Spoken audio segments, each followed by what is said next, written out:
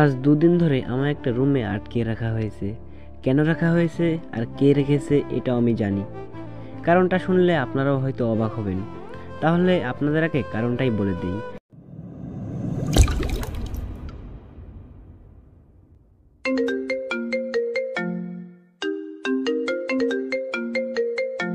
কারণটা হলো মিম আপুর প্রপোজাল একসেপ্ট না করার জন্য। এখন আপনাদের মনে হয়তো প্রশ্ন আসছে, এই মিম আবার কে, আর ও কেন আমায় প্রপোজ করছে, তাই তো? তাহলে আগে ওনার পরিচয়টা দিয়ে দেই। তার আগে আমার পরিচয় পর্বটা শেষ করে নিই। আমি তামিম, মা বাবার একমাত্র ছেলে। এইবার অনার্স প্রথম বর্ষে পড়ছি। বাকিটা গল্প শুনলে জানতে পারবেন। এদিকে মিম আপু হলেন এই শহরের মালিক চৌধুরীর একমাত্র মেয়ে মিম চৌধুরী, আর ওনার বাবা মালিক চৌধুরী হলেন এই শহরের নামকরা ব্যবসায়ীদের মধ্যে একজন। আর মিম আপু অনার্স তৃতীয় বর্ষে পড়েন। এদিকে উনি আমার সিনিয়র, আর আরেকদিকে আমি যে ভার্সিটিতে পড়ি উনিও সেই ভার্সিটিতেই পড়েন। এখন আপনাদের প্রশ্ন, উনি আমায় কেন প্রপোজ করলেন আর এখানে বা কেন আটকে রাখলেন? তাহলে চলুন একটু ফ্ল্যাশব্যাক থেকে ঘুরে আসি।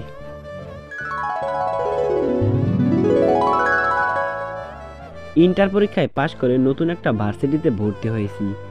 তো ভার্সিটির প্রথম দিন ভার্সিটিতে ঢুকতেই একটা মেয়ে আমায় ডাক দিল। ওই ছেলে, এইদিকে আয়। প্রথমে বুঝতে পারিনি যে মেয়েটা আমায় ডাকছে, তাই কোনো দিকে না তাকিয়ে আগের মতো হাঁটতে থাকলাম। আবার মেয়েটা ডাক দিল। ওই ব্ল্যাক শার্ট আর কালো প্যান্ট, তোকেই ডাকছি, এদিকে আয়। এখন দাঁড়িয়ে পড়লাম আর বুঝে গেলাম মেয়েটা আমাকেই ডাকছে, কারণ আজ আমি ব্ল্যাক শার্ট আর কালো প্যান্ট পরে এসেছি। আশেপাশে তাকিয়ে বোঝার চেষ্টা করছি কে আমায় ডাকছে। তখন একদল ছেলে টাইপের মেয়েদের দিকে চোখ পড়তেই ওদের মধ্যে একটা মেয়ে আমায় আঙুলের ইশারা করে ওদের কাছে আসতে বলল। আমিও বুঝে গেলাম যে এরাই আমায় ডাকছে, তাই মাথা নিচু করে ওদের পাশে গিয়ে দাঁড়ালাম। জি আপু, আমায় ডাকছেন? পুরা আবুলের মতো কথা বলছে। ওদের মধ্যে একটা মেয়ে বলল কথাটা। এইখানে তুই ছাড়া অন্য কাউকে দেখছি না, তাহলে কাকে ডাকবো? মাথাটা তুলে একটু আশেপাশে তাকিয়ে দেখি সত্যিই কেউ নেই। জি বলেন, আমায় কেন ডেকেছেন? এতক্ষণ ধরে যে ডাকছি শুনতে পাস না? সরি, আসলে আমি বুঝতে পারিনি যে আপনারা আমায় ডাকছেন। এই, তোর নাম কি রে? জি, আমার নাম তামিম। আর আপনার? আমার নাম মিম। এখন হয়েছে? এতক্ষণ ধরে উনি আমার বিপরীত দিকে মুখ করে বসেছিলেন, তাই ঠিকমতো চেহারা দেখতে পারিনি। কিন্তু উনি যখন আমার দিকে ফিরে তাকালেন, সাথে সাথে আমি হা হয়ে ওনার দিকে তাকিয়ে রইলাম।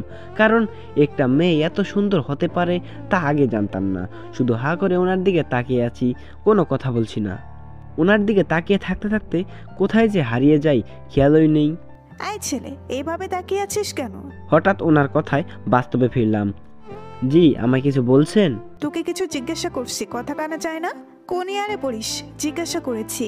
জি, আমি এবার অনার্স প্রথম বর্ষে উঠেছি। আপনি? আমি তৃতীয় বর্ষে। এখন শোন, প্রতিদিন ভার্সিটিতে আসার পর আমাদের এসে সালাম দিয়ে যাবি, মনে থাকে যেন। এখন ক্লাসে যা। জি, আরেকটা কথা ছিল। আবার কি? আসলে আমি এই ভার্সিটিতে তো নতুন, তাই ঠিকমতো কিছু চিনি না। আমার ক্লাসরুমটা কোথায় যদি একটু দেখিয়ে দিতেন। ওই দ্বিতীয় তলার বামের রুমটা। আঙুল দিয়ে ইশারা করে দেখিয়ে দিলেন। ধন্যবাদ। আচ্ছা, তাহলে আমি এখন যাই। যা। তারপর আর কথা না বলে ওনার দেখানো ক্লাসরুমটায় চলে আসলাম। ক্লাসে ঢুকতে যাব তখন ওই ভিতরে তাকিয়ে দেখি ক্লাসের সবাই আমার দিকে হা করে তাকিয়ে আছে। বুঝলাম না এদের আবার কি হলো যার জন্য এইভাবে হা করে তাকিয়ে আছে। এইসব বিষয়ে লক্ষ্য না করে ক্লাসে ঢুকে একটা বেঞ্চে গিয়ে বসে পড়লাম। একা একা বসে আছি, কারণ আমার বন্ধুরা এখনো ভার্সিটিতে আসেনি।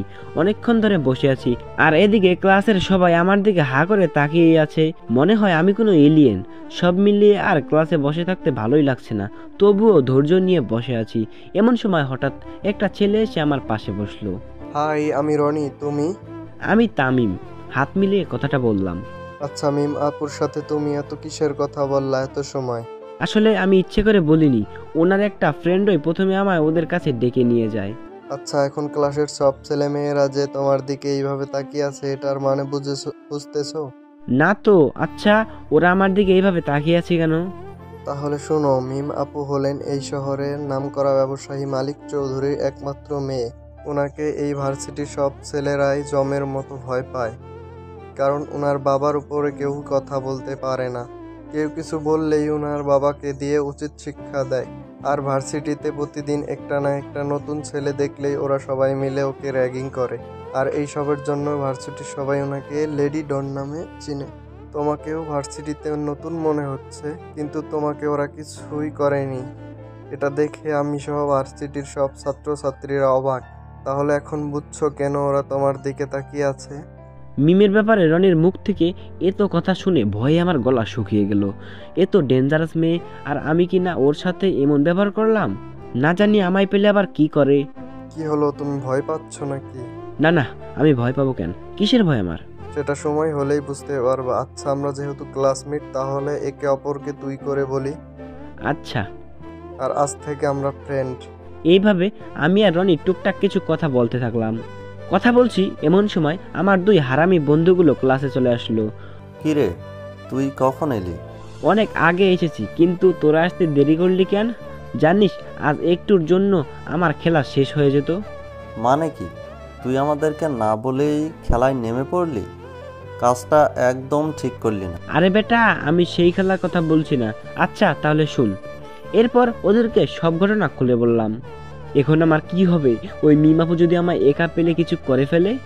আরে কিছু করবে না, আমরা আছি তো তোর সাথে। কিছুক্ষণ পর ক্লাসে স্যার চলে আসলেন। আর কথা না বলে যার যার সিটে গিয়ে সবাই বসে পড়লাম। তারপর এক এক করে সবকটা ক্লাস শেষ করে বন্ধুদের নিয়ে ক্লাসরুম থেকে বের হয়ে আসলাম। ভার্সিটির ভিতরে দিয়ে হাঁটছি আর আশেপাশে তাকাচ্ছি। দেখলাম মিমাপুকে কোথাও দেখা যাচ্ছে না। কিরে, কাকে খুঁজছিস? না মানে মিমাপু কোথায় রে? ওনাকে দেখছি না তো। কোথায়? আরে উনি হয়তো বাসায় চলে গেছেন। ও আচ্ছা। তারপর সবাইকে বিদায় জানিয়ে আমিও বাসায় চলে আসলাম। বাসায় এসে কলিং বেল চাপ দিতেই আম্মু এসে দরজা খুলে দিলেন। কিরে, আজ তোর ভার্সিটির প্রথম দিন কেমন কাটলো? হ্যাঁ আম্মু, ভালোই। আচ্ছা, তুই রুমে গিয়ে ফ্রেশ হয়ে নে, আমি তোর জন্য টেবিলে খাবার দিচ্ছি। আচ্ছা বলে রুমে চলে আসলাম। রুমে এসে ফ্রেশ হয়ে নিচে চলে এলাম। এসে দেখি আম্মু আগে থেকে টেবিলে খাবার সাজিয়ে রেখে দিয়েছেন। তাই চুপচাপ একটা চেয়ার টেনে গিয়ে টেবিলে বসে পড়লাম। খাবারটা খেয়ে আবার রুমে চলে আসলাম। রুমে এসে কিছুক্ষণ ফেসবুকিং করার পর একটু ঘুমিয়ে পড়লাম, কারণ আজ ভার্সিটির জন্য অনেক সকালে ঘুম থেকে উঠেছিলাম। এইভাবে ঘরে বসে দিনটা কেটে গেল। পরের দিন সকালে ঘুম থেকে উঠে নাস্তা করে ভার্সিটিতে গিয়ে যা দেখলাম তা দেখার পর মিমের প্রতি আমার ভয়টা আরও বেড়ে গেল। কারণ আমি দেখলাম যে মিম একটা ছেলেকে ধরে ইচ্ছা মতো হকি স্টিক দিয়ে মারছে। মার খেয়ে ছেলেটার নাক মুখ দিয়ে রক্ত বের হচ্ছে, তবুও ছেলেটাকে মিম ছাড়ার নাম নিচ্ছে না। মারতে মারতে এক পর্যায়ে ছেলেটা জ্ঞান হারিয়ে মাটিতে পড়ে গেল। এরপর মিম কাকে যেন ফোন করে আসতে বলল। কিছুক্ষণের মধ্যেই কিছু ছেলে এসে মার খাওয়া ছেলেটাকে উঠিয়ে নিয়ে চলে গেল। এইসব দেখে আমি আর থাকতে পারলাম না। ভয়ে হাত পা কাঁপতে লাগলো। না, এইখানে আর থাকা যাবে না, না হলে পরে আমাকেও এমন মাইট দিতে পারে। তাই মাথাটা নিচু করে ক্লাসের দিকে হাঁটা ধরলাম, কিন্তু বেশি দূর যেতে পারলাম না, কারণ এর আগে মিমামায় ডাক দিয়ে বসলো। ওই এইদিকে আয়। এই রে, মনে হয় দেখে ফেলেছে। এখন আমার কি হবে?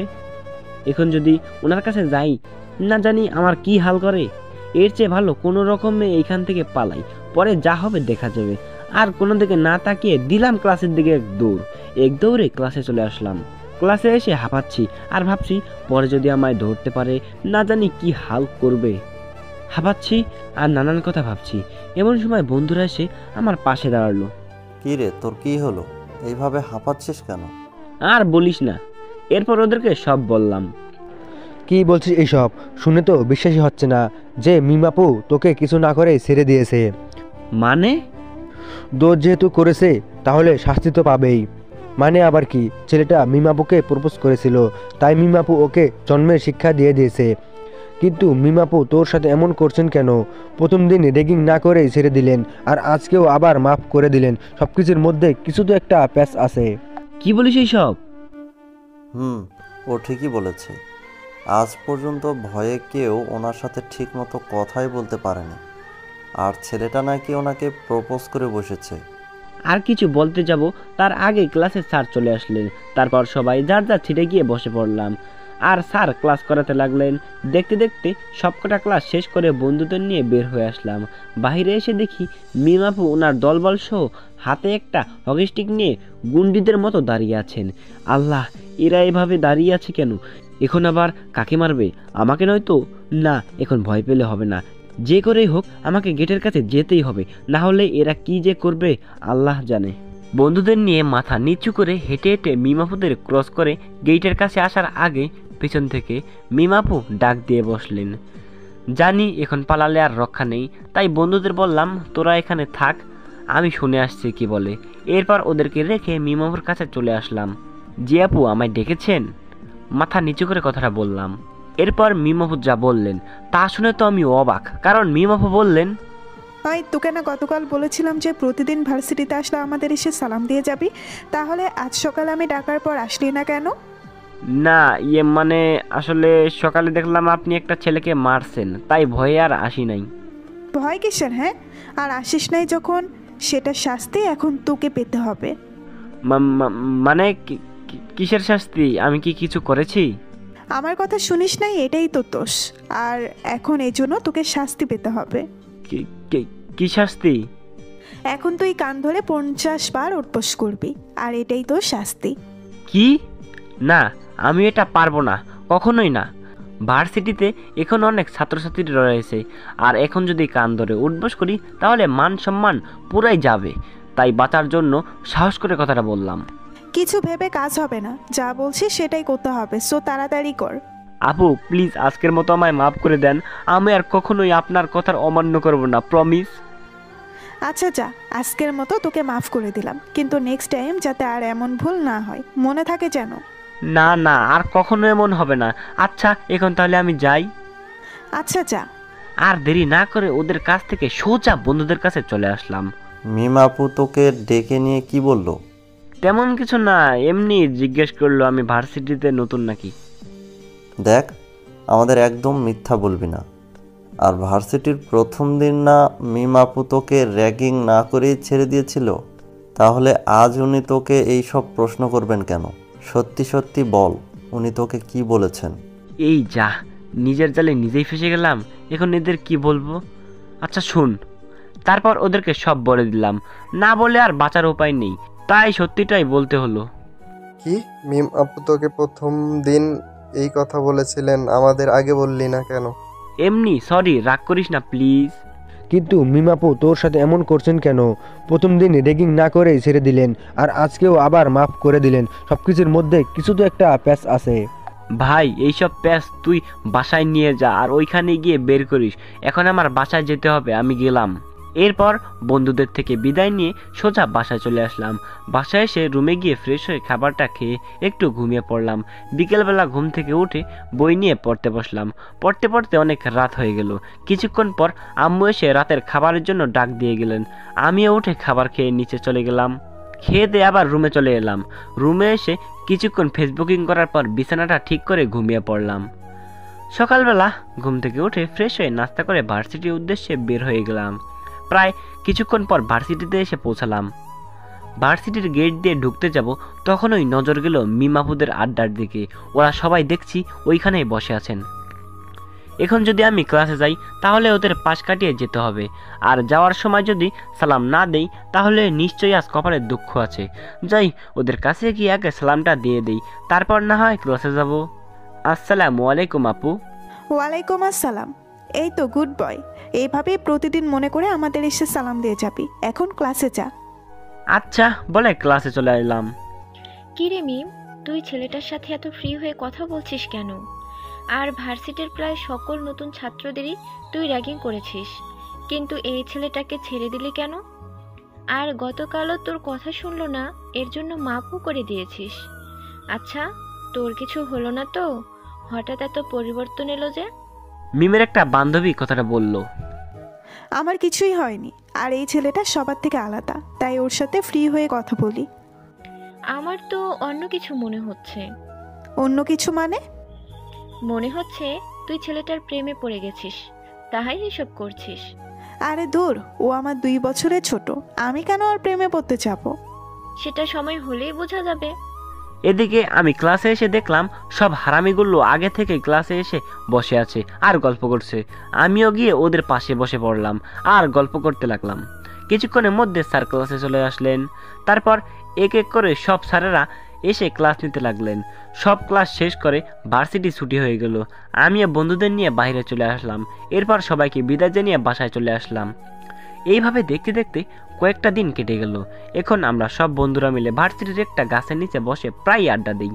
তো একদিন ভার্সিটিতে গিয়ে আমি আমাদের আড্ডায় একাই বসেছিলাম, কারণ হারামি বন্ধুগুলা আজ আসেনি। একা একা বসে আছি। এমন সময় একটা মেয়ে এসে আমার সামনে দাঁড়ালো। হাই তমা, তুমি? আমি তামিম। আচ্ছা, আমরা যেহেতু একই ক্লাসে পড়ি, সো ফ্রেন্ড। সরি, আমি পারবো না। আসলে আমার মেয়েদেরকে একদমই ভালো লাগে না, তাই ওর মুখের উপর না করে দেই। কেন? ফ্রেন্ড হলে সমস্যা কি? এমনি আমার ইচ্ছে নেই। দেখো, আমি তোমার কাছে অনেক আশা নিয়ে এসেছি যে আমরা ফ্রেন্ডশিপ করব। প্লিজ আমায়। কি ভাবছেন কাউকে চর মারা হয়েছে?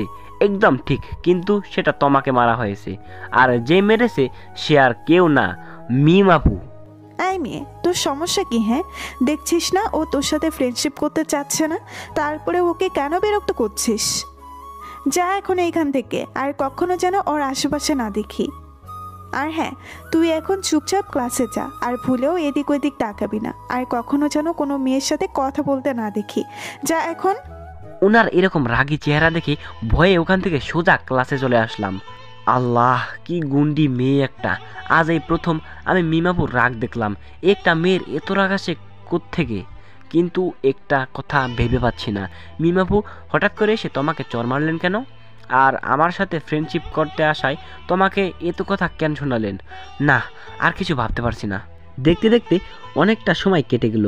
কিছুক্ষণ পর সব হারামিগুলোও ক্লাসে চলে আসলো। এরপর ওদের সাথে বসে কিছুক্ষণ গল্প করলাম, কিন্তু ওদের তোমার ঘটনা জানাইনি, না হলে ওরা কত কি বলবে। একটু পর ক্লাসে স্যারও চলে আসলেন আর ক্লাস শুরু করতে লাগলেন। সব ক্লাস শেষ করে বন্ধুদের নিয়ে বাইরে চলে আসলাম। বাইরে এসে দেখি মিমাপু ও ওনার বন্ধুরা ওদের আড্ডায় দাঁড়িয়ে আছেন। ওই দিকে নজর না দিয়ে আমি আমার বন্ধুদের নিয়ে হাঁটতে লাগলাম। যখন ভার্সিটির গেট পার হতে যাব, তখনই পিছন থেকে মিমাপুর ডাক পড়লো। ওই, এদিকে আয়। জানি না গেলে হবে না, তাই বন্ধুদের রেখে ওনার কাছে চলে আসলাম। জি আপু, বলুন, আমায় কিসের জন্য ডাকছেন? দরকার আছে, আগে বল, তুই কি এখন বাসায় চলে যাবি? জি, কিন্তু কেন? এখন বাসায় যাওয়া লাগবে না, আমার সাথে চল। কোথায় যাব? সেটা গেলেই দেখতে পাবি, এখন কথা না বলে চল। তারপর এক প্রকার জোর করেই মিমাপু আমায় ওনার গাড়িতে বসিয়ে একটা রেস্টুরেন্টে নিয়ে আসলেন। গাড়ি থেকে নেমে আমার হাত ধরে রেস্টুরেন্টের ভিতরে নিয়ে আসলেন। এখন বল, কি খাবি? আমি কিছু খাবো না, আপনি খেয়ে নেন, আমার বাসায় যেতে হবে। ওই, বাড়তি কথা বলিস কেন? তোকে যা জিজ্ঞাসা করেছি তার উত্তর দে। কি খাবে তাড়াতাড়ি বল। আপনি যা অর্ডার দিবেন তাই খেয়ে নিব। বুঝেছি, এটা না বললে আর উপায় নেই। এরপর মিমাপু একটা ওয়েটারকে ডেকে ওনার মন মতো কিছু খাবার অর্ডার দিলেন। কিছুক্ষণের মধ্যে ওয়েটার এসে খাবার দিয়ে গেল। ইচ্ছা না থাকা সত্ত্বেও মিমাপুর ভয়ে ওনার সাথেই খেতে হলো। খেয়ে দিয়ে বিল মিটিয়ে মিমাপু আমার হাত ধরে গাড়িতে নিয়ে আসলেন। গাড়িতে এসে আমার বাসার অ্যাড্রেস জিজ্ঞাসা করলেন।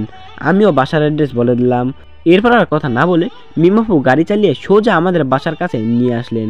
গাড়ি থেকে নেমে বাসায় ঢুকতে যাব, তখন ওই পিছন থেকে মিমাপু ডাক দিলেন। ওই, আমি তোকে যেতে বলেছি? না মানে সরি, আর কোনো দরকার আছে নাকি? শোন, কাল সকালে তাড়াতাড়ি ভার্সিটিতে আসবি, আর এসেই আমার সাথে দেখা করবি। যদি আমার কথার বরখেলাপ হয় তাহলে তোকে মজা বুঝাবো, মনে থাকে যেন। এখন বাসায় যা। আচ্ছা। তারপর বাসায় ঢুকে সোজা রুমে চলে আসলাম। রুমে এসে ফ্রেশ হয়ে বসে আছি আর ভাবছি, হঠাৎ মিমাপু আমায় কাল সকালে ওনার সাথে দেখা করতে বললেন কেন? এভাবেই আজকের ঘটনা ঘটে গেল। এভাবেই আজকের ঘটে যাওয়া বিষয়গুলো ভাবছি, তখন ওই আম্মু রুমে আসলেন। কিরে, আজ এত দেরি করে আসলি কেন? আর এসেই কিছু না খেয়েই রুমে বসে রইলি? আসলে আম্মু, আমি বাইরে বন্ধুদের সাথে খেয়ে এসেছি, তাই আর খিদে নেই। ও আচ্ছা, তাহলে তুই থাক, আমি গেলাম। একটু পর আম্মু চলে গেলেন আর আমি মোবাইলটা হাতে নিয়ে একটু ফেসবুকে লগ ইন করলাম। ফেসবুকে ঢুকতেই হারামিগুলা মেসেজ দিয়ে জ্বালাতে শুরু করলো। মিমাপু তোকে কোথায় নিয়ে গেছিল, কেন নিয়ে গেছিল, ইত্যাদি ইত্যাদি প্রশ্ন করতে লাগলো। আমি ওদেরকে বললাম কাল ভার্সিটিতে আসলে সব বলবো। তারপর আরও কিছুক্ষণ ফেসবুকিং করার পর মোবাইলটা রেখে একটু পড়তে বসলাম। পড়াশোনা শেষ করে রাতের খাবার খেয়ে আজকের মতো ঘুমিয়ে পড়লাম, কারণ কাল সকালে ভার্সিটিতে গিয়ে মিমাপুর সাথে দেখা করতে হবে। যদি না যাই তাহলে নিশ্চয়ই কপালে দুঃখ আছে, কারণ মিমাপু কেমন মেয়ে তা আমার জানা আছে। পরের দিন সকালবেলা ঘুম থেকে উঠে হালকা নাস্তা করে ভার্সিটির উদ্দেশ্যে বের হয়ে পড়লাম। প্রায় কিছুক্ষণ হাঁটার পর ভার্সিটি এসে পৌঁছালাম, কিন্তু ভার্সিটিতে এসে এমন কিছু হবে তা আমি কখনোই আশা করিনি। ভার্সিটির গেটের কাছে এসে দেখি মিমাপু ওনার বন্ধুদের নিয়ে ওদের আড্ডায় বসে আছেন। আজ মিমাপু একটা শাড়ি পরেছেন, শাড়িতে অনেক মানিয়েছে ওনাকে, একেবারে পরীর মতো লাগছে। আর হাতে একটা গোলাপ ফুল নিয়ে বসে আছেন আর গল্প করছেন। বুঝলাম না আজ হঠাৎ মিমাপু শাড়ি পরলেন কেন। যে মেয়ে সবসময় ছেলেদের মতো শার্ট প্যান্ট পরে থাকতো, সে কিনা আজ শাড়ি পরেছে, ভাবতেই অবাক হচ্ছি। দূর, আমার তো আবার ওনার সাথে কথা বলতে হবে, তাহলে এইখানে দাঁড়িয়ে কি করছি? যাই মিমাপুর কাছে গিয়ে জিজ্ঞাসা করি আমায় কেন দেখা করতে বলেছিলেন। আপু, গতকাল আমায় আপনার সাথে কিসের জন্য দেখা করতে বলেছিলেন? ওদের পাশে গিয়ে বললাম কথাটা। ও, তুই এসেছিস? আসলে তোকে আজ একটা কথা বলার জন্য এখানে ডেকেছি। জি বলুন, কি কথা বলবেন? দেখ, কথাটা তুই কিভাবে নিবি তা আমি জানি না। ভেবেছিলাম কথাটা তোকে আরও পরে বলবো, কিন্তু কথাটা না বলে আমি আর থাকতে পারছি না, তাই আজ তোকে এত তাড়াতাড়ি আসতে বলেছি। জি বলুন, কি কথা? আমি তোমাকে ভালোবাসি, শুধু তাই নয়, ভার্সিটির প্রথম দিন তোমাকে দেখার পর থেকেই তোমায় ভালো লাগা শুরু করে। তারপর আস্তে আস্তে সেই ভালো লাগা থেকে ভালোবাসার সৃষ্টি হয়। আমি সত্যিই তোমাকে ভালোবেসে ফেলেছি। I love you so much. ওনার কথা শুনে তো আমি অবাক। এইসব কি বলছেন মিমাপু? আমাকে নাকি উনি ভালোবাসেন, আর আমি কি না তা নিজেও জানি না। এখন আমি ওনাকে কি বলবো?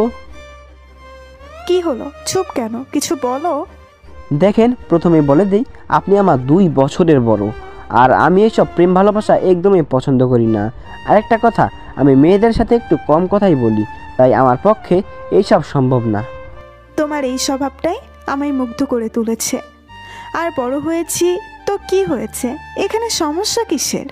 অনেক সমস্যা, সেটা আপনি বুঝবেন না। আমার আর ভালো লাগছে না, আমি ক্লাসে গেলাম, থাকেন আপনি। বলে চলে আসতে যাব, তখন ওই পিছন থেকে মিমাপু আমার কলার চেপে ধরলেন।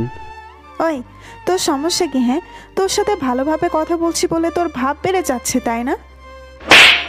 ঠাস করে একটা চর বসিয়ে দিলাম মিমাপুর গালে, কারণ কি আমার কলার ধরলে আমার রাগ চরম পর্যায়ে উঠে যায়, নিজেকে আর কন্ট্রোল করতে পারি না। কি পেয়েছেন আপনি? হ্যাঁ, রাজি হচ্ছি না বলে আমায় জোর করে রাজি করাবেন? শুনেন, সব কিছু জোর করে হলেও ভালোবাসাটা জোর করে হয় না। আমি আপনাকে ভালোবাসতে পারবো না, আমায় মাফ করবেন। মিমাপুকে চর মেরে হয়তো অনেক বড় ভুল করেছি, কারণ আমার কথা শেষ হওয়ার পর ওনার সব বন্ধুরা মিলে আমায় ঘিরে ধরলো, আর ওদের মধ্যে একজন মিমাপুকে উদ্দেশ্য করে বলল, মিম, তুই শুধু একবার বল, এই ছেলেটার হাড্ডি গুড্ডি ভেঙে ফেলবো এখনই। কত বড় সাহস ওর, তোর গায়ে হাত তুলেছে ও। না, তোরা ওকে কিচ্ছু করবি না, যা করার আমিই করব। ওর সাহস দেখছি অনেক বেড়ে গিয়েছে। এক তো আমার প্রপোজাল রিজেক্ট করে দিয়েছে, আরেক তো আমায় সবার সামনে চর মারা। এইসব কিছু শোধ আমি নিবই ওর থেকে। এই শোন, এখন চুপচাপ ক্লাসে যা, আর তোর ব্যবস্থা আমি আজকেই করবো। তারা আপু, আমার ভুল হয়ে গেছে, আমি চরটা রাগের মাথায় মেরে দিয়েছি, প্লিজ আমায় মাফ করে দেন। তোকে ক্লাসে যেতে বলেছি, চুপচাপ ক্লাসে যা। ভয়ের সাথে সাথে দৌড়ে ক্লাসে চলে আসলাম। ক্লাসে এসে ভাবতে লাগলাম, না জানি এখন আমার কি হয়। এই মেয়ে যে রাগী গুন্ডি টাইপের, মনে হয় না আমায় এমনি এমনি ছেড়ে দেবে। দূর, কেন যে ওনাকে চর মারতে গেলাম, এখন তো আমার উপরেই বিপদ চলে আসলো। আল্লাহ, এবারের মতো বাঁচিয়ে দাও, আর কখনো কোনো মেয়েকে চর মারবো না। দেখতে দেখতে অনেকটা সময় কেটে গেল। কিছুক্ষণ পর ক্লাসের স্যারও চলে আসলেন, কিন্তু হারামিগুলো আজ একটাও আসার নাম নিচ্ছে না। ক্লাসে আসার পর থেকেই সব ছাত্রছাত্রীরা এতক্ষণ আমার দিকে এক নজরে তাকিয়েছিল। তাকাবে না কেন? যাকে এই ভার্সিটির সব ছেলে মেয়ে ভয় পায়, তাকেই কিনা আমি সবার সামনে চর মারলাম। স্যার এসে আসার পর ছাত্রছাত্রীরা ক্লাসে মনোযোগ দিল। যাক, এত সময়ে বাঁচা গেল। তাহলে সব স্যারেরা এক এক করে এসে তাদের ক্লাস করিয়া চলে গেলেন। দেখতে দেখতে সব ক্লাস শেষ করে ভার্সিটি ছুটি হয়ে গেল। এখন সমস্যা হলো, আমি একা একা বের হব কি করে? আর মিমাপু তো আমায় বলেছেন আজ আমার একটা ব্যবস্থা করে ছাড়বেন। না জানি কপালে কি দুঃখ আছে। আল্লাহ বাঁচিয়ে দিও এইবারের মতন। তারপর আমিও সকল ছাত্রছাত্রীদের সাথে ক্লাসরুম থেকে বের হয়ে পড়লাম। বাইরে এসে চারপাশে তাকিয়ে দেখি মিমাপু আর ওনার বন্ধুদের কোথাও দেখা যাচ্ছে না। যাক, ভালোই হলো, এখন শান্তিতে বাসা যেতে পারবো। এরপর ভার্সিটি থেকে বের হয়ে হাঁটা ধরলাম বাসার দিকে। প্রায় অর্ধেক পথ আসার পরেই হঠাৎ একটা কালো মাইক্রোবাস এসে আমার সামনে দাঁড়ালো। গাড়ি থামিয়ে কিছু লোক গাড়ি থেকে বের হয়েই আমায় ধরে জোর করে গাড়িতে উঠিয়ে নিল। গাড়িতে উঠে ভিতরে যাকে দেখলাম তাকে দেখার পর আমার কলিজা কেঁপে উঠল, কারণ গাড়িতে যে বসে আছে সে আর কেউ নয়, মিমাপু। এদিকে মিমাপু হাতে একটা কি যেন ছিল, সেটা আমার মুখে লাগিয়ে দিল। কিছুক্ষণের মধ্যেই আমি অজ্ঞান হয়ে পড়লাম। যখন জ্ঞান ফিরল তখন আশেপাশে তাকিয়ে দেখি আমাকে একটা অন্ধকার রুমে একটা চেয়ারের সাথে বেঁধে রাখা হয়েছে।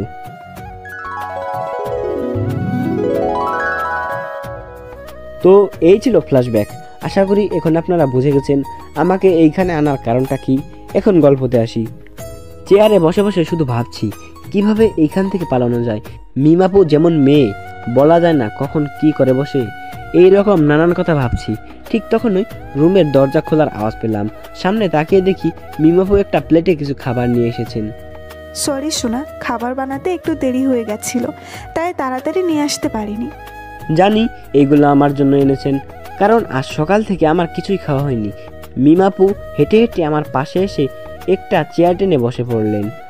আপনাকে খাবার বানাতে কে বলেছে? কেউ বলে নাই, আমি নিজ ইচ্ছাতেই বানিয়েছি, তাও শুধু তোমার জন্য। কিছু বললাম না, শুধু মনে মনে বলছি ঢং কত আসছে আমার জন্য খাবার বানাতে। এই নাও, হাঁ করো, আজ আমি তোমার জন্য বিরিয়ানি বানিয়ে এনেছি, খেয়ে দেখো তো কেমন হয়েছে। আমার হাতের বাঁধন খুলে দেন, আমি নিজের হাতেই খেতে পারবো।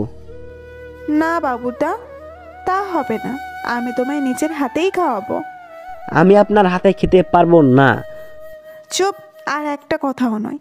এতক্ষণ ভালো করে কথা বলছি বলে কি ভেবেছিস আমি কিছু বলবো না? চুপচাপ হা কর, না হলে খুব খারাপ হবে। ভয়ে হা করে ফেললাম, কারণ মিমাপুর রাগ উঠলে না জানি পরে কি করে। মিমাপু আমায় খাওয়াতে শুরু করলেন, আমিও চুপচাপ খেয়ে যেতে লাগলাম। ভয়ে কোনো কথা বলছি না, কারণ ওনার চেহারা এখনো রাগের ছাপ রয়ে গেছে। প্রায় অর্ধেক খাওয়া শেষ হলে বাকিটুকু মিমাপু খেতে শুরু করলেন। এইটা দেখে আমি তো অবাক হইনি, কারণ প্রথম থেকেই মিমাপু আমার প্লেটের খাবার থেকে অর্ধেক নিজে খেতেন। এই বিষয়ে ওনাকে কিছু বললে উনি বললেন এটা নাকি ভালোবাসা, একে অপরে প্লেটের খাবার খেলে নাকি ভালোবাসা বাড়ে। খাওয়া শেষ হলে মিমাপু আমায় পানি খাইয়ে দিয়ে চলে যেতেছিলেন, তখন আমি ওনাকে ডাক দেই। কি হলো, কিছু বলবা? আমাকে ছেড়ে দেন না প্লিজ, আমি বাসায় যাব। আম্মু আব্বু হয়তো আমার জন্য চিন্তা করছে, প্লিজ আমায় ছেড়ে দেন। সরি সোনা, তোমাকে ছাড়ার জন্য তো এখানে নিয়ে আসছি নাই। আপনি কিন্তু খুব খারাপ কাজ করছেন আমার সাথে। আমি যদি একবার এইখান থেকে পালাতে পারি তাহলে পুলিশের কাছে গিয়ে আপনার নামে কেস করব, বলে দিলাম। একটু সাহস করে বললাম কথাটা, দেখি ভয় পাই কিনা। মিম কথাটা শুনে সাথে সাথেই আমার মুখ চেপে ধরলো আর বলল, কি, তোর এত সাহস, তুই আমাকে হুমকি দিচ্ছিস? আজ পর্যন্ত কেউ আমার সাথে ঠিক মতো কথাও বলেনি, শুধু বলেছিস তুই। শোন, আমি তোকে ভালোবাসি বলে তুই এখনো এখানে ঠিক মতো আছিস, না হলে কবেই তোর কাহিনী শেষ করে ফেলতাম। ও অপু লক্ষ্য সরুন। মুখ চেপে ধরায় ঠিক মতো কথা বলতে পারছি না। ওই, একদম আপু বলে ডাকবি না, না হলে খুন করে ফেলবো। আপনি আমার বড়, আপনাকে আপু বলবো না তো কি বলবো? কেন, আমার নাম নেই? নাম ধরে ডাকবি। আমি পারবো না। কি বললি? না মানে বলবো বলবো। এই তো গুড বয়। আর হ্যাঁ, এইসব পালানোর কথা যেন আর ভুলেও মুখে না আসে। এই বাড়ির চারপাশ আমার বডিগার্ডরা আছে, সো এইখান থেকে পালানোর কোনো প্রশ্নই আসে না। চুপ করে রইলাম, কারণ কিছু বলার মতো খুঁজে পাচ্ছি না। আচ্ছা, আমি তাহলে এখন এই প্লেটগুলো রেখে আসি, তুমি থাকো। এরপর মিমাপু চলে গেলেন আর আমি চেয়ারে বসে হাত পা বাঁধা অবস্থায় বসে রইলাম। কোনো মেয়ের পাল্লায় পড়লাম রে ভাই, কিছু বললেই রেগে যায়। না জানি এইখানে আর কতদিন থাকতে হবে। আম্মু আব্বু হয়তো আমার জন্য চিন্তা করছেন। না, এইভাবে চলবে না, এইখান থেকে পালানোর একটা উপায় বের করতেই হবে। অনেকক্ষণ ধরে ভাবছি, কিন্তু কিছুই মাথায় আসছে না। হঠাৎ চারপাশে তাকাতেই চোখ পড়লো মাটিতে একটা ব্লেড রাখা। এই তো পেয়ে গেছি, হ্যাঁ এটাই দরকার এইখান থেকে পালানোর জন্য। কিন্তু ওই ব্লেডের কাছে আমি যাব কি করে? আমার তো হাত পা দুটোই বাঁধা। অনেকক্ষণ ধরে ভাবতে লাগলাম কি করা যায়। অবশেষে সিদ্ধান্ত নিলাম কুড়িয়ে কুড়িয়ে যাওয়া যায় কিনা দেখি। যেই ভাবা সেই কাজ, শরীরের সমস্ত শক্তি দিয়ে চেয়ার সহ সামনে এগোতে লাগলাম। প্রায় 5 মিনিট পর কোনো রকমে ব্লেডের কাছে এসে পৌঁছালাম, কিন্তু এখন ব্লেডটা মাটির থেকে তুলব কী করে? অনেক সময় ধরে ব্লেডটা তোলার চেষ্টা করছি, কিন্তু কিছুতেই ভেবে পাচ্ছি না। এমন সময় হঠাৎ বাহির থেকে রুমের দরজা খোলার আওয়াজ এলো। সামনে তাকিয়ে দেখি মিমাপুর দরজার কাছে দাঁড়িয়ে আছে। আল্লাহ, আমি শেষ। এখন যদি মিমাপুর জিজ্ঞাসা করে আমি এইখানে কেন আর কিভাবে আসলাম, তাহলে আমি কি বলবো? আরে তুমি এখান থেকে ওইখানে গেলে কিভাবে? কি করতে চাচ্ছিলা সত্যি করে বলো তো। না, আমার এইসব ভালো লাগে না, আর আপনি এইসব আর করবেনও না। আচ্ছা, করব না, তবে আজ রাতে একটু করব, কারণ তোমার পালানোর শাস্তি এখনো রয়ে গেছে। কি আর কমু ভাই, মাইয়ার লজ্জা শরম বলতে কিচ্ছু নাই। নিজে তো আমায় কয়েকটা চর মেরেছিলেন, এতে কি আমার শাস্তি হয়নি? কিছুটা হয়েছে, কিন্তু এখনো পুরোটা হয়নি, তাই রাতের পুরো শোধ নিয়ে নিব। কিছু বললাম না, কারণ যত যাই বলি না কেন উনি বুঝবেন না। আচ্ছা, তুমি বিছানায় বসো, আমি তোমার জন্য খাবার নিয়ে আসছি। সারাদিন ধরে তো কিছুই খাওনি। আর হ্যাঁ, একদম পালানোর চেষ্টা করবে না, না হলে এর ফল খুব খারাপ হবে। কথাগুলো বলেই মিমাপু বাইরে চলে গেলেন। আমিও আর দাঁড়িয়ে না থেকে বিছানায় বসে পড়লাম। জানি এখন আর পালাতে পারবো না, আর পালাতে গিয়ে যদি মিমাপুর কাছে আবার ধরা পড়ে যাই তাহলে নিশ্চয়ই অবস্থা খারাপ করে দেবেন। রুমে একা একা বসে আছি, এমন সময় মিমাপু হাতে একটা খাবার প্লেট নিয়ে হাজির। প্লেটটা নিয়ে সোজা আমার পাশে এসে বসে পড়লেন। এই নাও, হা করো, আমি তোমায় খাইয়ে দিচ্ছি। আমার হাত দিয়ে আমি খেতে পারবো, কাউকে খাওয়াই দিতে হবে না। কথা কম বলে যা বলছি তাই করো, না হলে শাস্তিটা বেড়ে যেতে পারে। দূর, ভালো লাগে না কিছু। তারপর এক প্রকার বাধ্য হয়ে হা করতে হলো। মিমাপু আমার মুখে খাবার তুলে দিচ্ছেন আর আমি খাচ্ছি। প্লেটে খাবার প্রায় অর্ধেক খাওয়া হলে মিমাপু প্লেটটা আমার হাতে ধরিয়ে দিয়ে বললেন, আগেই তো বললাম আমি নিজ হাতে খেতে পারবো, তাহলে অর্ধেক খাইয়ে রেখে দিলেন কেন? বাকি খাবারগুলো আমি খাবো তাই। তো খান, প্লেটটা আমার হাতে দিচ্ছেন কেন? কারণ এখন তুমি আমায় তোমার হাতে খাইয়ে দিবে। সরি, আমি পারবো না, আপনার ইচ্ছা হলে নিজ হাতে খান। কি বললা, আবার বলো। বললাম তো পারবো না। আমি জানতাম তুমি এটা বলবে, তাই এর ব্যবস্থা আগে থেকে করেই রেখেছিলাম। এ কি, আপনি চাকু কই পেলেন? সেটা তোমার না জানলেও চলবে। এখন বলো, একটু আগে কি যেন বলেছিলে? কই কি বললাম? তুমি না বললে আমায় খাইয়ে দিবে না? না না, আমি এটা কখন বললাম? আমি খাইয়ে দেব বলছি তো। এই তো লাইনে এসেছো, এখন চুপচাপ খাইয়ে দাও, অনেক খিদে লেগেছে। এরপর বাধ্য হয়ে মিমাপুকে খাইয়ে দিতে হলো। মিমাপুকে খাইয়ে দিচ্ছি আর উনি ছোট বাচ্চাদের মতো খেয়ে যাচ্ছেন। চাকুটা এখনো হাতে নিয়ে বসে আছেন। খাবার মুখে দিতে একটু দেরি করলেই মিমাপু চাকুটা দিয়ে ভয় দেখান। সব মিলিয়ে একটা প্যারার মধ্যেই আছি। মিমাপুর খাওয়া শেষ হলে প্লেটটা নিয়ে বাইরে চলে গেলেন। আমি আর কি করব, রুমে একা একা বসে রইলাম। অনেকক্ষণ ধরে একা বসে থাকতে থাকতে শরীরটা ক্লান্ত হতে শুরু করলো। পাশে যখন বিছানা আছে তাহলে একটু শুয়ে পড়ি, তাহলে ভালো লাগবে। যেই ভাবা সেই কাজ, বিছানায় শুয়ে পড়ে দিলাম এক ঘুম। ঘুম ভাঙলো কারো নরম হাতের ছোঁয়ায়। চোখ মিলে তাকিয়ে দেখি মিমাপু আমার মাথার কাছে এসে বসে আমার মাথায় হাত বুলিয়ে দিচ্ছেন। আমার দিকে উনি এক নজরে তাকিয়ে আছেন, যা দেখে আমি একটু লজ্জা পেলাম। লজ্জায় শোয়া থেকে উঠে বসলাম। কি হলো, উঠে পড়লে কেন? তুমি ঘুমাও, তোমার মাথায় হাত বুলিয়ে দিচ্ছি। না, শরীরটা একটু ক্লান্ত লাগছিল তাই শুয়ে পড়েছিলাম। এখন ভালো লাগছে, আর ঘুমাবো না। আপনি কখন আসলেন? একটু আগেই আসলাম, এসে দেখি তুমি শুয়ে আছো, তাই আর ডাক দিলাম না। ও, তো এখন কয়টা বাজে? 7টা বেজে গেছে। আচ্ছা, আমার একটা আবদার পূরণ করবেন? কি বলো? বলছি কি, অনেকদিন ধরেই তো বাসার কাউরের সাথে যোগাযোগ হয়নি, যদি একটু বাসায় ফোন করে দিতেন। এত যোগাযোগ করা লাগবে না, যেভাবে আছো সেইভাবেই থাকো। আচ্ছা জানি, আর কথা বাড়িয়ে কোনো লাভ হবে না, তাই আর কিছু বললাম না। দেখতে দেখতে অনেকটা সময় কেটে গেল। এদিকে মিমাপু কোথা জানি চলে গেলেন। একটু পর আবার রুমে আসলেন হাতে একটা খাবার প্লেট নিয়ে। প্লেটটা নিয়ে আমার কাছে এসে বসে পড়লেন। আর কি বলবো, দুপুরের মতোই আমাকে উনি খাওয়িয়ে দিলেন, আর ওনাকে আমার খাওয়িয়ে দিতে হলো চাকুর ভয়ে। খাওয়া শেষ হলে প্লেটটা নিয়ে উনি আবার বাইরে চলে গেলেন। একা একা রুমে বসে আছি। তখন আবার মিমাপু রুমে আসলেন। আমি ঘুমাবো কোথায়? কেন, এই রুমে। আর আপনি? তোমার সাথে। কি? অসম্ভব, আপনার সাথে এক বিছানায় ঘুমাতে পারবো না। কি বললা? পারবা না তাই না? বিছানার কাছে এসে চাকুটা বের করে। দেখেন, সবসময় ভয় দেখাবেন না, আর আমাদের কিন্তু এখনো বিয়ে হয়নি, সো দুজন এক বিছানায় ঘুমানোর প্রশ্নই আসে না। চুপ, আর একটা কথাও নয়। আমি যা বলেছি তাই হবে। আমরা এক বিছানাতেই ঘুমাবো। আচ্ছা, কিন্তু আমাদের মধ্যে কুলবালিশ থাকতে হবে, না হলে আমি ঘুমাবো না। জানি না করলেও শুনবে না, তাই এটাই বললাম, দেখি কি বলে। আচ্ছা ঠিক আছে। আচ্ছা, তো এখন ঘুমিয়ে পড়ি, অনেক রাত তো হলো। তার আগে তোমার শাস্তিটা তো দিয়ে দেই। মানে কিসের শাস্তি? আমি কি করলাম? ওই যে পালানোর শাস্তি, সেটা তো এখনো রয়ে গেছে। এই মেয়ে তো দেখছি শাস্তি শাস্তি করে মাথায় খেয়ে নেবে। এখন কি করব? বিড়বিড় করে কি বলছো? না কিছু না, আমার অনেক ঘুম পাচ্ছে, আমি ঘুমাতে গেলাম। তার আগে শাস্তিটা তো দিয়ে দেই। কি শাস্তি? চোখ বন্ধ করো, আমি শাস্তি দিয়ে দিব। শাস্তি দিতে হলে আবার চোখ বন্ধ করা লাগে নাকি? যা বলছি তাই করো, এত কথা বলো কেন? আচ্ছা, এই নেন, করলাম। এদিকে আমি অনেকক্ষণ ধরে চোখ বন্ধ করে আছি, কিন্তু মিমাপুর কোনো সাড়াই পাচ্ছি না। একটু পর হঠাৎ আমার মুখের উপর কারো গরম নিঃশ্বাস পড়তে শুরু করলো। কি হচ্ছে বোঝার জন্য চোখ খুলতেই দেখি মিমাপুর ধীরে ধীরে ওনার মুখ আমার মুখের কাছে নিয়ে আসলেন। আমি কিছু বলতে যাব, তার আগেই মিমাপু ওনার ঠোঁট দিয়ে আমার ঠোঁটে চেপে ধরলেন। পরে কি হলো বুঝতে তো পারছেন, নিজেকে ওনার থেকে ছাড়াতেই পারছি না। অবশেষে 5 মিনিট পর উনি নিচ থেকে আমাকে ছেড়ে দিলেন। ছেড়ে দিয়ে দুজনে একসাথে হাঁপাচ্ছি। মার ডালা রে, এটা মেয়ে নাকি রোবট? আরেকটু হলে নিশ্চয় আমায় আর খুঁজে পেতাম না, যেভাবে চেপে ধরেছিল। কি হলো, এত কি ভাবছো? একটাই পেট ভরেনি বুঝি? কি বলছেন এইসব? লজ্জা শরম বলতে কিছু নেই নাকি আপনার? একটা ছোট্ট নিষ্পাপ বাচ্চাকে যে কোনো সময় কিস করে বসেন?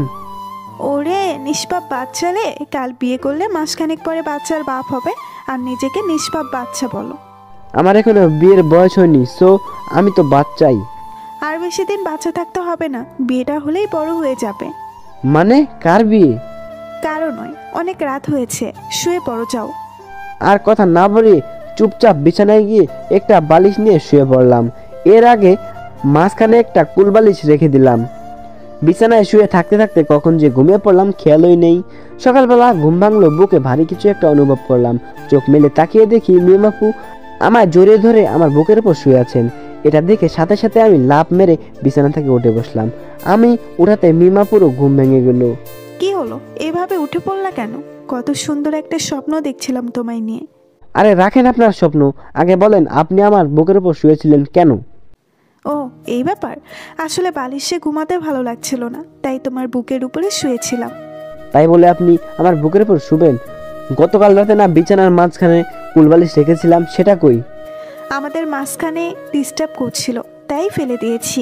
কি আর বলবো ভাই বলেন, এই মেয়ে তো দেখছি কিছুই বোঝে না, শুধু মনে মনে ওনাকে ইচ্ছা মতো গালি দিচ্ছি, কারণ সরাসরি বললে আমার অবস্থা খারাপ করে দেবে। আচ্ছা এখন উঠেই যখন পড়েছো তাহলে ফ্রেশ হয়ে নাও, আমি তোমার জন্য নাস্তা নিয়ে আসছি। কথাটা বলে উনি উঠে চলে গেলেন। আমি আর কি করব, ওয়াশরুমে ফ্রেশ হতে চলে গেলাম। ফ্রেশ হয়ে বাইরে এসে দেখি মিমাপু নাস্তা নিয়ে বিছানায় বসে আছেন। তারপর দুজনে একসাথে বসে নাস্তা করে নিলাম। নাস্তা শেষ হলে মিমাপু প্লেট নিয়ে বাইরে চলে গেলেন। দেখতে দেখতে কেটে গেল 2 দিন। আজ দুপুরবেলা খাবার খেয়ে রুমে বসে আছি, তখন ওই বিছানায় বালিশের নিচে চোখ পড়তেই দেখলাম একটা ফোন। এটা আবার কার ফোন দেখি তো একটু। বালিশের নিচ থেকে বের করে দেখি এটা মিমাপুর ফোন। আরে ফোন তো দেখছি কোনো লক নেই, মানে আনলক করা। এই তো পেয়েছি, দেখি এটা দিয়ে কাউকে ফোন করা যায় কিনা। এরপর ফোনে শুভর নাম্বার তুলে দিলাম কল। অনেকক্ষণ ধরে রিং হচ্ছে কিন্তু ফোন ধরছেই না।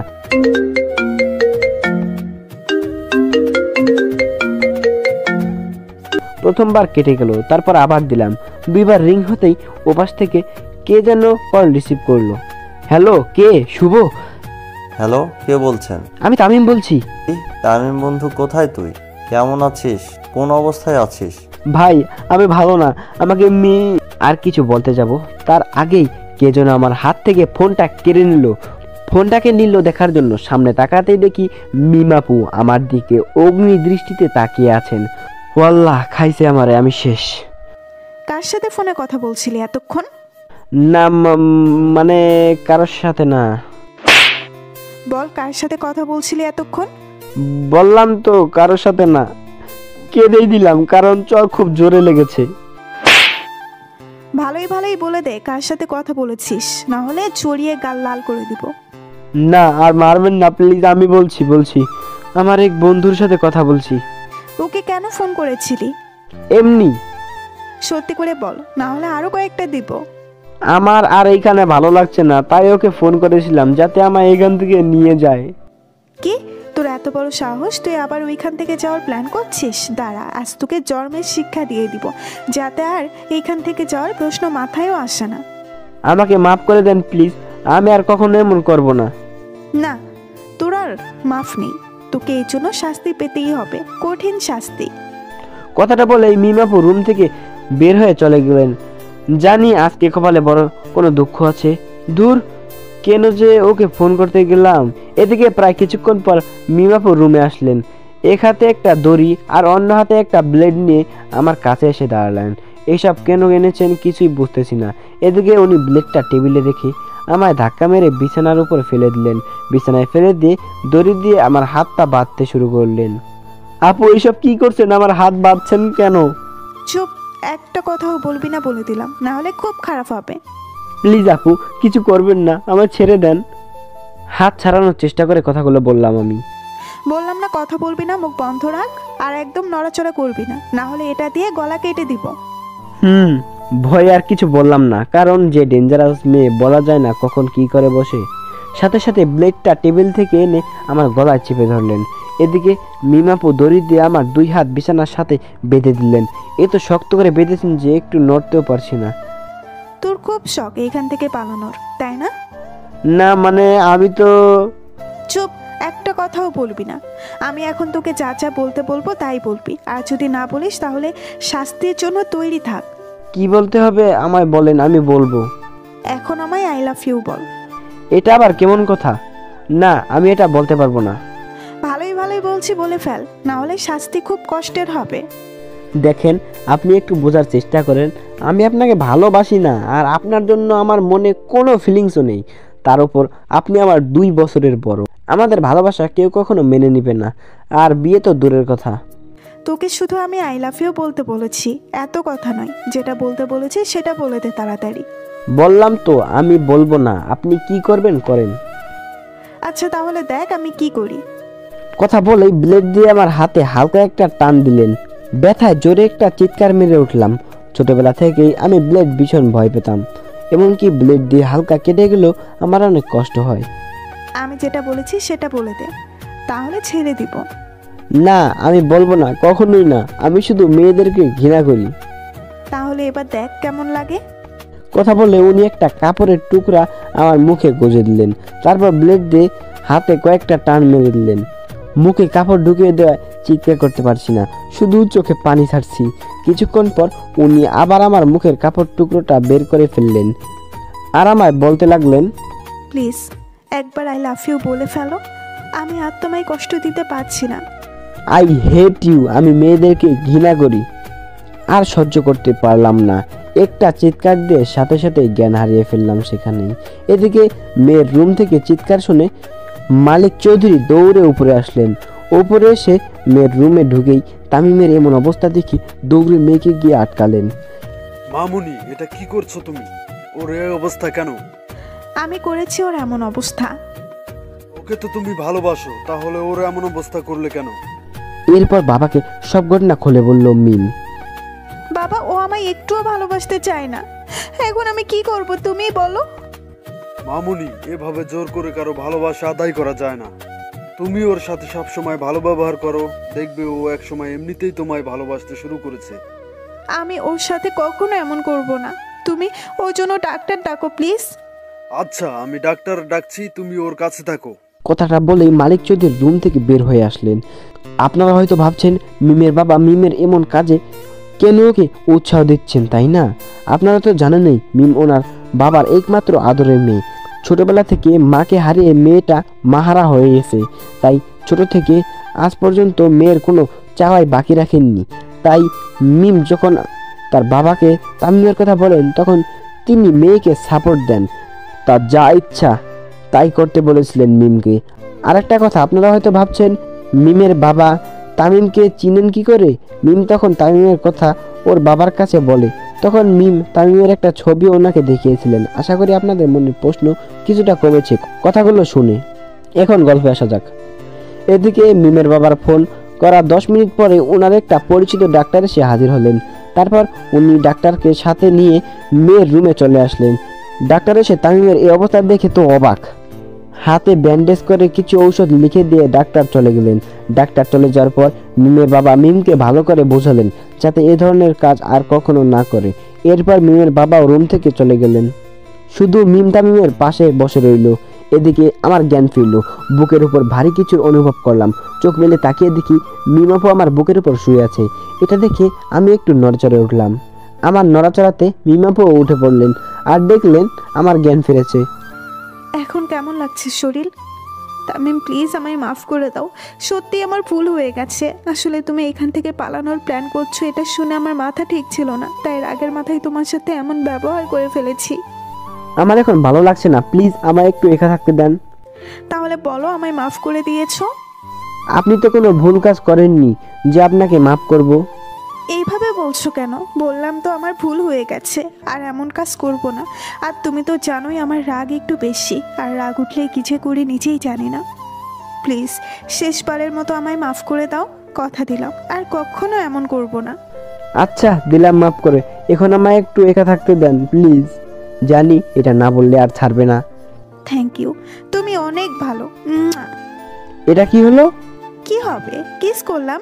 আচ্ছা তুমি এখানে থাকো, আমি তোমার জন্য খাবার নিয়ে আসছি। কথাটা বলে উনি চলে গেলেন। আমায় আর কিছু বলতেই দিলেন না। হাতে এখনো একটু ব্যথা করছে। করবে না কেন? যেভাবে ব্লেড দিয়ে টান দিয়েছে জানি না আর কতদিন এইখানে থাকতে হবে।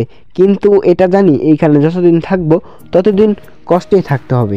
বিছানায় শুয়ে শুয়ে এরকম নানান কথা ভাবছিলাম। তখন ওই মিমাপু হাতে একটা খাবার প্লেট নিয়ে হাজির হলেন। রুমে ঢুকতে আমার পাশে এসে বসে পড়লেন।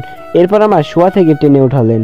মুখের কাছে এসে এক লোকমা খাবার এনে, এই নাও, হা করো, আমি তোমায় খাইয়ে দিচ্ছি। কোনো কথা না বলে খাবারগুলো মুখে ঢুকিয়ে নিলাম। হাত ভালো থাকতেই নিজের হাতে খেতে পারিনি, আর আজ তো হাত একদম ব্যান্ডেজ করা, খাবো কি করে? অর্ধেক খাওয়া শেষ হলে প্রতিদিন যেমন মিম আপু বাকিটুকু খান, আজও তার উল্টো হলো না। বাকিটুকু উনি খেতে লাগলেন। কিছু বললেও শুনবেন না, তাই আমি আর কিছু বললাম না। ওনার খাওয়া শেষ হলে আমায় কিছু ঔষধ খাইয়ে দিয়ে প্লেটটা নিয়ে রুমে চলে গেলেন। অনেকক্ষণ ধরে একা একা বসে আছি, কিন্তু মিমাপু আসছেন না।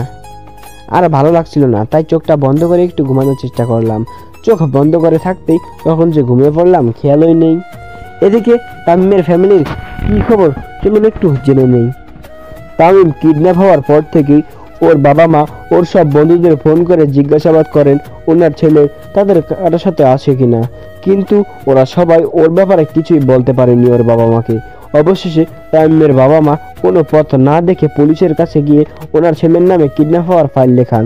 এই কয়েকদিনে পুলিশেরা তামিমকে শহরের সব জায়গায় খুঁজে দেখেছে, কিন্তু কোথাও পায়নি।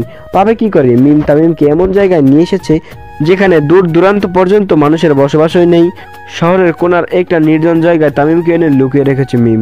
এদিকে আজ শুভর ফোনে অচেনা নাম্বার থেকে তামিমের ফোন পেয়ে শুভ অনেকটা অবাক হয়ে গেল। সাথে সাথে তামিমকে কয়েকটা প্রশ্ন করে বসলো শুভ, কিন্তু তামিম কিছু বলার আগেই ফোনটা কেটে দিল।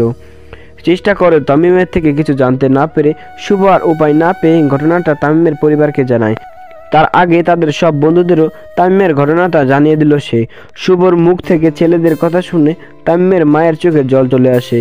কোথায় আছে আমার ছেলে, কেমন আছে, কোন অবস্থায় আছে ইত্যাদি প্রশ্ন করতে লাগলো শুভকে, কিন্তু শুভ ওনার কোনো প্রশ্নের উত্তরই দিতে পারেনি। কিভাবে দিবে সে?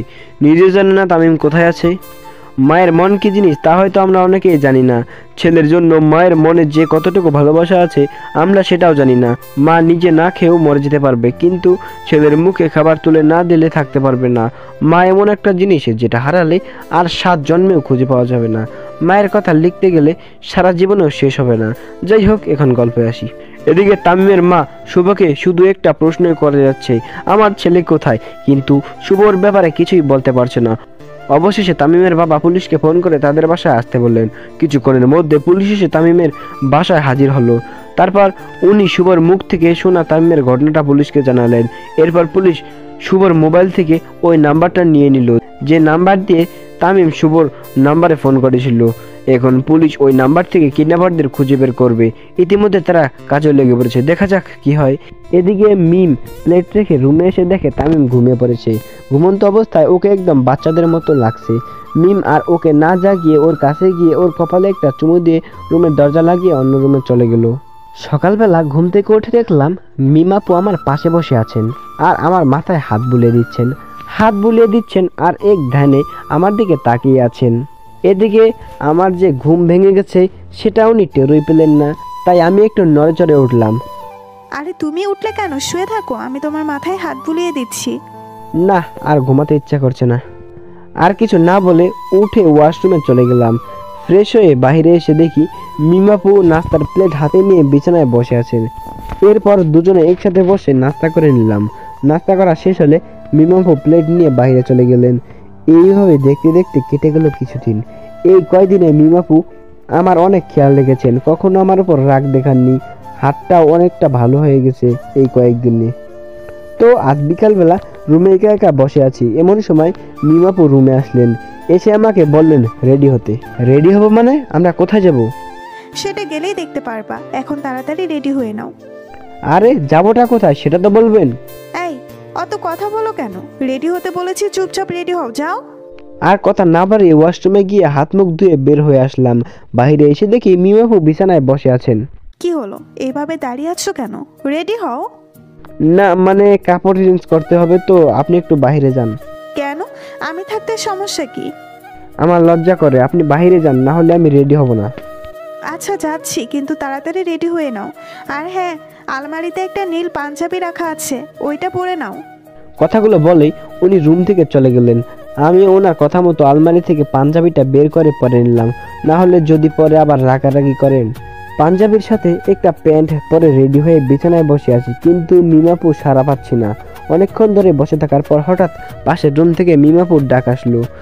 মানে আমার নাম ধরে ডাকছেন, মনে হয় কোনো কাজ আছে। যাই গিয়ে দেখি কিসের জন্য ডাকছেন। এরপর বিছানা থেকে উঠে পাশের রুমে চলে এলাম। এসে বাইরে থেকে দরজা একটু টোকা দিলাম। দরজা খোলা আছে, ভেতরে আসো। ভিতরে থেকে কে যেন কথাটা বললো। আমিও দরজা খুলে ভিতরে ঢুকে পড়লাম। ভিতরে ঢুকে দেখি মিমাপু একটা শাড়ি পরে দাঁড়িয়ে আছেন। আমায় ডেকেছেন? এখানে একটু আসো, শাড়ির কুচিটা ঠিক করতে পারছি না, একটু ঠিক করে দাও। আমার তো শাড়ির ব্যাপারে কোনো আইডিয়া নেই, আমি এসব পারবো না। তোমায় কিছু করতে হবে না, শুধু শাড়ির কুচিটা ধরে রাখলেই হবে। আর কথা না বাড়িয়ে ওনার কাছে গিয়ে শাড়ির কুচিটা ধরে রাখলাম। কিছুক্ষণ পর ওনার শাড়ি পরা শেষ হলে আমায় বললেন হয়ে গেছে, এখন কুচিটা আমার কোমরে গুজে দাও তো। মানে? মানে আবার কি? বলেছি শাড়ির কুচিটা আমার কোমরে গুজে দাও। আমার লজ্জা করছে, আপনি করেন। একদম রাগ উঠাবা না, তাড়াতাড়ি কুচিটা গুজে দাও। এই না, দিচ্ছি তো, রাগ করছেন কেন? তারপর এক প্রকার বাধ্য হয়ে ওনার কোমরের শাড়িটা গুজে দিলাম। ওনার কোমরে হাত দেওয়ার সময় ওনার সমস্ত শরীর কেঁপে উঠল। সাথে সাথে উনি আমায় জাপটে ধরলেন। হয়ে গেছে, এখন ছাড়ুন। ছেড়ে দিয়ে একটু দূরে চলে গেলেন। ওনার মুখে পুরা লজ্জার চাপ দেখা যাচ্ছে। একে তো নিজেই কুচি দিতে বলে, আবার নিজে লজ্জা পায়। বুঝি না এই মেয়ের মনে কি চলছে। এখন কি এখানে দাঁড়িয়ে থাকবেন? হ্যাঁ, না মানে চলো। এরপর উনি আমার হাত ধরে নিচে নিয়ে আসলেন। এসে আমায় একটা গাড়িতে উঠিয়ে দিয়ে নিজে উঠে বসলেন। আমরা কোথায় যাচ্ছি? গেলেই দেখতে পারবে, এখন চুপচাপ বসে থাকো। আর কথা বললাম না, চুপ করে বসে রইলাম। এদিকে মিমাপু বসে বসে গাড়ি ড্রাইভ করছেন। প্রায় কিছুক্ষণ পর গাড়ি এসে থামলো একটা মার্কেটের সামনে। কথা না বলে নেমে পড়লাম।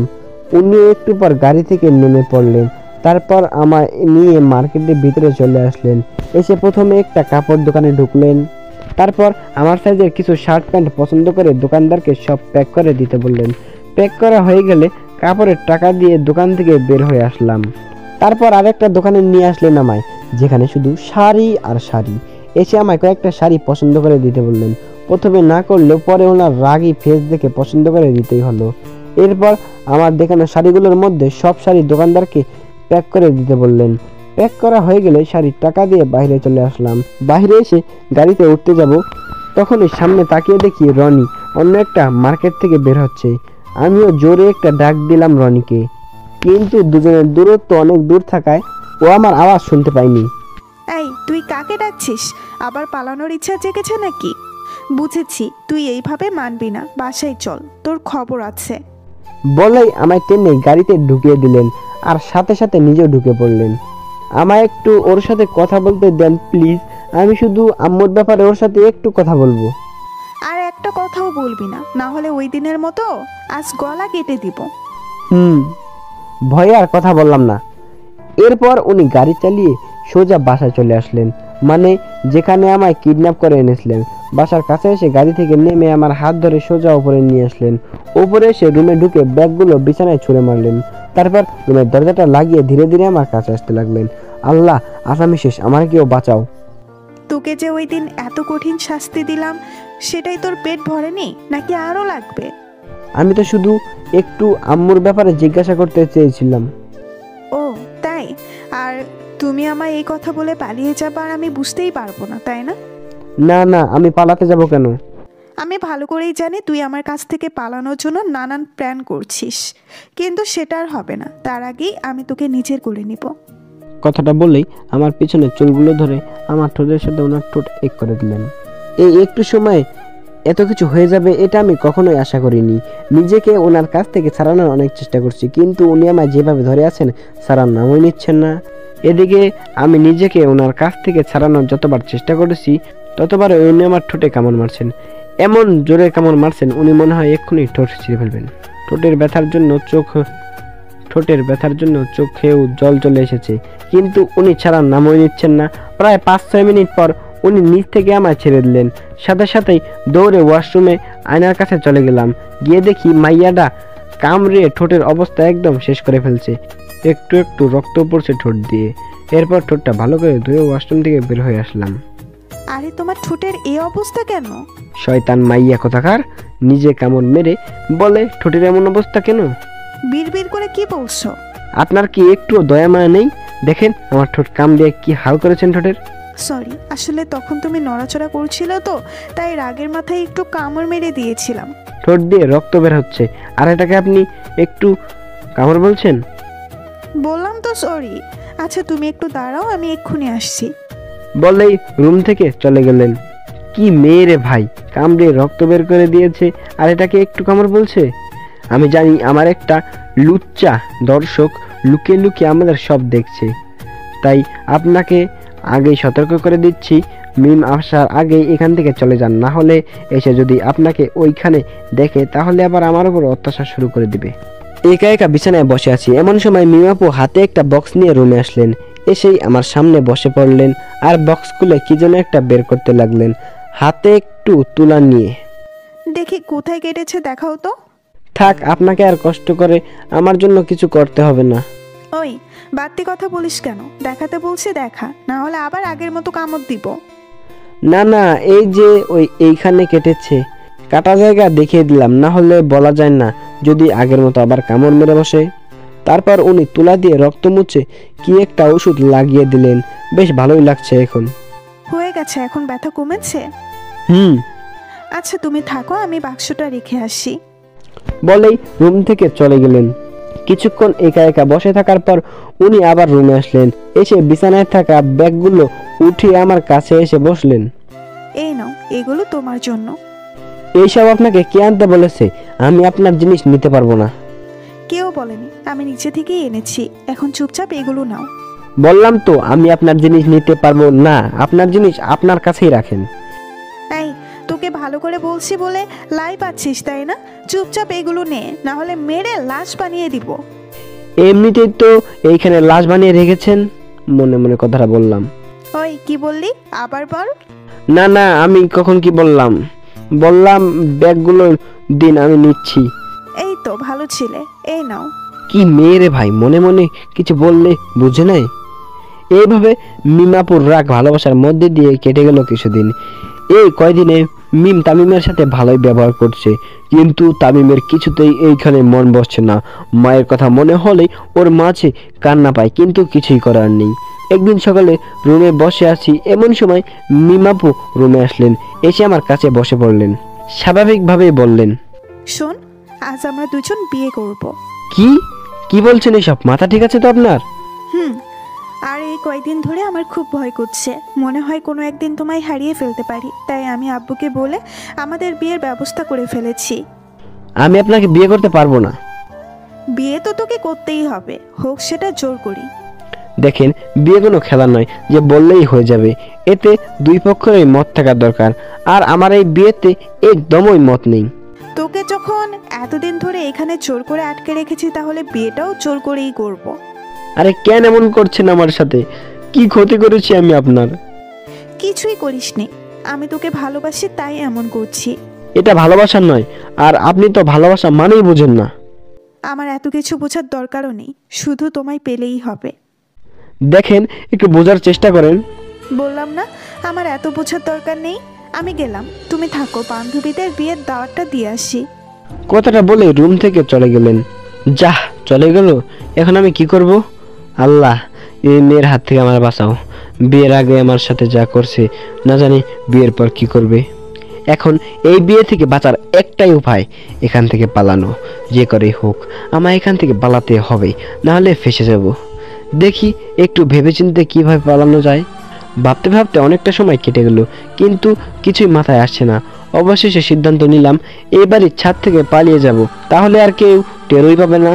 তারপর উঠে রুম থেকে বের হয়ে ছাদের দিকে পা বাড়ালাম। সিঁড়ি বেয়ে উঠতে যাব, তখন এই কোথা থেকে জানি মিমাপু এসে পড়লেন। ওই কই যাও? না মানে একটু ছাদে যাচ্ছি। কেন, সাথে গিয়ে কি করবা? এমনি একটু হাওয়া খেতে যাচ্ছি। আচ্ছা তাহলে যাও, আর হ্যাঁ একটু তাড়াতাড়ি আসবে কিন্তু। আচ্ছা বলে সোজা ছাদে চলে আসলাম। ছাদে এসে চারপাশে ভালো করে দেখে নিলাম। না, নিচে তো মিমাপুর লোকজনদেরকে দেখছি না। যাক, ভালোই হলো, পাড়াতে অন্তত সহজ হবে। তারপর একটা মোটা পাইপ দেখে ওইটায় চড়ে নিচে নামতে লাগলাম। আগে বলে রাখি, ছোটবেলা থেকে পাইপ বেয়ে নামা ওঠা আমি শিখে ফেলেছি, তাই এখন পাইপ বেয়ে নামতে একটু অসুবিধা হচ্ছে না। প্রায় 5 মিনিট পর পাইপ বেয়ে নিচে এসে নামলাম। অনেক কষ্ট হয়েছে নামতে, তাই না? পাইপ বেয়ে নামার সাথে সাথেই কে যেন পিছন থেকে কথাটা বলল। কি হলো, পানি লাগবে নাকি? পিছনে ঘুরে তাকিয়ে দেখি মিমাপু। উনি এইখানে কি করছেন? আমি আজ শেষ। আপনি আপনি এখানে? কেন? না মানে আসলে। চুপ, একটা কথাও বলবি না আর। তোর অনেক সাহস বেড়ে গেছে, তাই না? আমার চোখ ফাঁকি দিয়ে পালিয়ে যাবি আর আমি টেরই পাবো না, তাই না? ভেতরে চল একবার, শুধু বিয়েটা হোক, তারপর বুঝাবো মজা। বলে আমার হাত ধরে টেনে ভিতরে নিয়ে আসলেন। আপনারা হয়তো ভাবছেন মিম কিভাবে জানলো তামিম পালাচ্ছে, তাই না? যখন তামিম মিমকে ছাদে যাওয়ার কথা বলেছিল, তখন ওই মিমের মনে সন্দেহ জাগে। তারপর ওকে ছাদে পাঠিয়ে মিম নিচে গিয়ে দেখতে পেল তামিম একটা পাইপ বেয়ে নিচে নামছে। আর কি, তখন মিম বুঝে গেল তার ধারণাই ঠিক। বুঝলেন তো নাকি? তাহলে এখন গল্পে আসি। এদিকে মিমাপু আমার হাত ধরে টেনে রুমে নিয়ে আসলেন। এসে রুমে ঢুকিয়ে বাইরে থেকে দরজা লক করে চলে গেলেন। দূর, আবার ধরা পড়ে গেলাম। মনে হয় এই জন্য এখান থেকে পালানো যাবে না। এদিকে মিম গিয়ে ওর বাবাকে বিয়ের জন্য কাজীকে আনতে বলল। তারপর 2টা লোক পাঠিয়ে দিল তামিমকে তৈরি করার জন্য, সাথে সে নিজেও তৈরি হতে চলে গেল।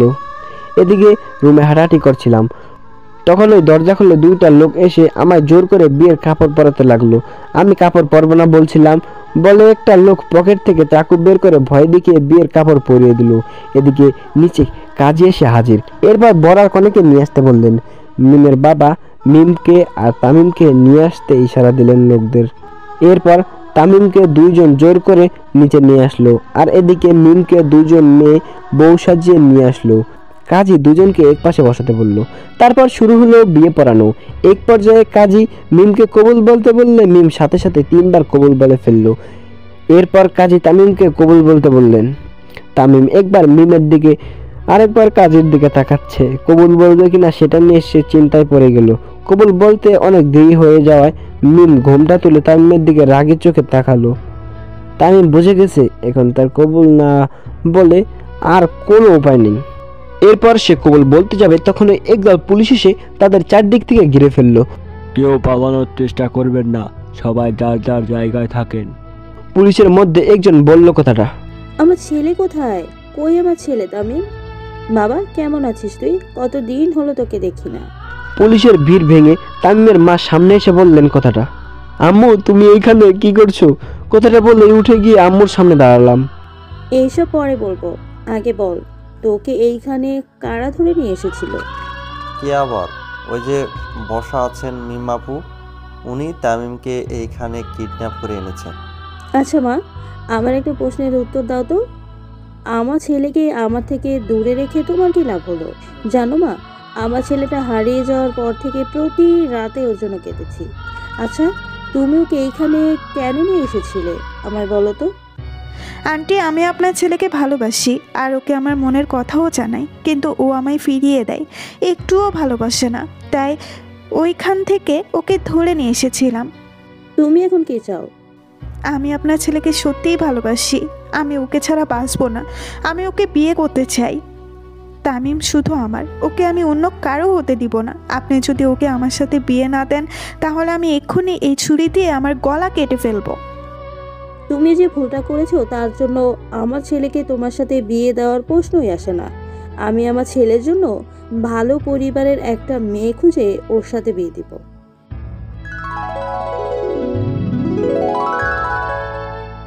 তো গাইস, আজকের ভিডিওটা এই পর্যন্ত। আশা করছি ভিডিওটা আপনাদের কাছে অনেক ভালো লাগছে। তো ভিডিওটা বানাইতে আমাদের অনেক পরিশ্রম হয়েছে, আমি সহ আমাদের টিমের অনেক পরিশ্রম হয়েছে। তো ভাই প্লিজ প্লিজ প্লিজ প্লিজ চ্যানেলটাকে সাবস্ক্রাইব করে দেন। একটা সাবস্ক্রাইব তো চাচ্ছি ছোটো ভাই হিসাবে, আর কিছুই চাচ্ছি না ভাই। প্লিজ একটা সাবস্ক্রাইব করবেন, আর দয়া করে অবশ্যই একটা কমেন্ট করে যাবেন যে ভিডিওটা কীরকম লাগলো আপনাদের। জানি না আপনাদেরকে ঠিকমতো বিনোদন দিতে পেরেছি কিনা, তো আমি আমার সবটুকু দিয়ে চেষ্টা করেছি। তো আপনারা সবাই ভালো থাকবেন, দেখা হচ্ছে খুব তাড়াতাড়ি অন্য একটা ভিডিওতে। ভালো থাকবেন, সুস্থ থাকবেন, আল্লাহ হাফেজ।